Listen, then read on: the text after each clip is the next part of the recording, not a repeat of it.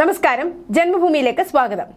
എന്തിനാണ് ഇവിടെ വന്നതെന്ന് പോലീസിനോട് ചോദിക്കണം. ഞാൻ വിദ്യാർത്ഥികളുമായി മാർച്ച് നടത്തുമെന്ന് അവർ കരുതുന്നുണ്ടാവും. പ്രശ്നം സമാധാനപരമായി പരിഹരിക്കണമെന്നാണ് ഞങ്ങളുടെ ചിന്ത. സാധാരണ രാഷ്ട്രീയക്കാർ ഒരു സമരം നടത്തുമ്പോൾ പറയാനിടയുള്ള വാക്കുകൾ സ്വാഭാവികം.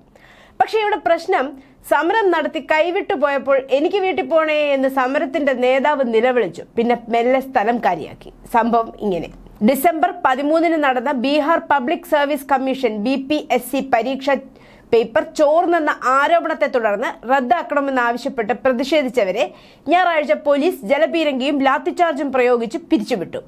പാറ്റ്നയിലെ ഗാന്ധി മൈതാനത്ത് രാവിലെ തന്നെ പ്രതിഷേധക്കാർ തടിച്ചുകൂടിയിരുന്നു.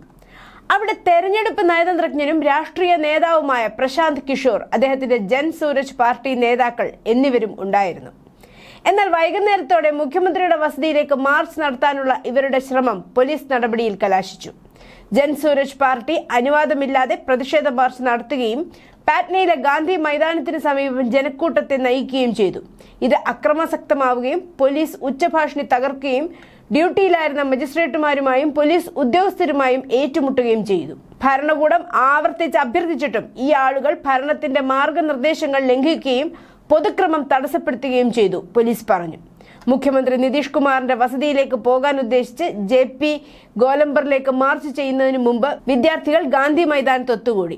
മുഖ്യമന്ത്രിയെ കാണണമെന്നും വിഷയം ചർച്ച ചെയ്യണമെന്നും പറഞ്ഞു. പ്രശാന്ത് കിഷോർ വിദ്യാർത്ഥികൾക്ക് എല്ലാ പിന്തുണയും അറിയിച്ചിരുന്നു. JP ഗോലംബറിലേക്കുള്ള അവരുടെ മാർച്ചിൽ പങ്കെടുത്ത അദ്ദേഹം ഒരു വിദ്യാർത്ഥി പ്രതിനിധി സംഘം ചീഫ് സെക്രട്ടറിയെ കാണുമെന്ന് പ്രഖ്യാപിച്ചു. ഉച്ചകഴിഞ്ഞ് കിഷോർ എത്തി. 1 മണിക്കൂറോളം അവിടെ സമയം ചെലവിട്ടു.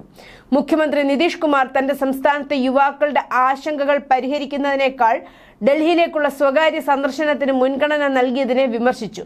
സർക്കാർ അഡ്മിനിസ്ട്രേറ്റീവ് ഉദ്യോഗസ്ഥർ അവിടെ ഉണ്ടായിരുന്നു. അവർ തങ്ങളുടെ സഹപ്രവർത്തകരുമായി സംസാരിച്ചു. വിദ്യാർത്ഥികളുടെ ആവശ്യങ്ങൾ ചർച്ച ചെയ്യാൻ സർക്കാർ തയ്യാറാണെന്ന് ഉറപ്പ് നൽകിയിട്ടുണ്ടെന്നും വിദ്യാർത്ഥികളുടെ 5 അംഗ സമിതി നിലവിൽ മുഖ്യമന്ത്രിയുമായി കൂടിക്കാഴ്ച നടത്തുകയാണെന്നും പ്രശാന്ത് കിഷോർ പറഞ്ഞു.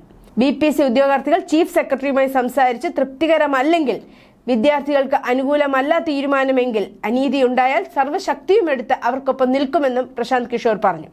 എന്നാൽ ജനക്കൂട്ടം നിയന്ത്രണാതീതമായതോടെ പ്രശാന്ത് കിഷോർ ജനക്കൂട്ടത്തെ JP ഗോലംബറിന് സമീപം ഉപേക്ഷിച്ചു എന്നാണ് പുറത്തുവരുന്ന വിവരം. അവർ ഞങ്ങളെ വിട്ട് ഓടിപ്പോയി. അയാൾ തല്ലാൻ തയ്യാറായിരുന്നു, എന്നാൽ ഇപ്പോൾ അയാൾ എവിടെയെന്ന് കാണിക്കൂ എന്നാണ് അടികൊണ്ട വിദ്യാർത്ഥികൾ വീഡിയോയിൽ പറയുന്നത്. പ്രശാന്ത് കിഷോറും അദ്ദേഹത്തിന്റെ ജൻ സൂരജ് പാർട്ടി നേതാക്കളും ഏതാനും കോച്ചിംഗ് സെന്റർ ഉടമകളും അജ്ഞാതരായ 700 പ്രതിഷേധക്കാർ എന്നിവർക്കെതിരെയും പോലീസ് കേസെടുത്തു. അനധികൃതമായി ആളുകളെ കൂട്ടുകയും അവരെ പ്രേരിപ്പിക്കുകയും ക്രമസമാധാന പ്രശ്നം സൃഷ്ടിക്കുകയും ചെയ്തുവെന്നും ആരോപിച്ചാണ് നടപടി. News desk, Janmabhumi.